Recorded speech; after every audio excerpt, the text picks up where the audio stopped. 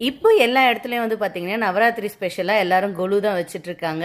இங்கே அமெரிக்காவில் எங்களோட ஃப்ரெண்டு வீட்டில் வந்து கொலு வச்சுருந்தாங்க. ஸோ வாங்கன்னு கூப்பிட்டுருந்தாங்க, நாங்களும் போயிருந்தோம். இதுதான் எனக்கு வந்து பர்சனலாக ஃபர்ஸ்ட் டைம் வந்து கொலு ஃபங்க்ஷனுக்கு போகிறது. ஸோ இந்த பார்த்ததும் எனக்கு ரொம்பவே ஹாப்பியாக இருந்தது. இந்த கொலுவில் வந்து பார்த்தீங்கன்னா எல்லா சாமிகளும் வச்சுருந்தாங்க. இதை பார்த்து என் பையனுக்கும் வந்து எந்தெந்த சாமி அப்படிங்கிற பேர் எல்லாமே வந்து சொல்லி கொடுத்துட்டு இருந்தேன். அதே மாதிரி அழகாக வந்து அரேஞ்ச் பண்ணியிருந்தாங்க. ரொம்ப டெக்கரேஷன்ஸ் வந்து சூப்பராக இருந்தது. இதெல்லாம் தாண்டி வந்து நவராத்திரினா என்ன அப்படிங்கிறது இப்போ இருக்கிற குழந்தைங்களுக்கு கண்டிப்பாக சொல்லி கொடுக்கணும் அப்படிங்கிறது தான் என்னோட ஆசை. என் பையனுக்கும் நான் அதை தான் பண்ணேன். இதெல்லாம் சாமி கும்பிட்டு முடிச்சதுக்கப்புறம் பிரசாதம் வந்து பண்ணியிருந்தாங்க.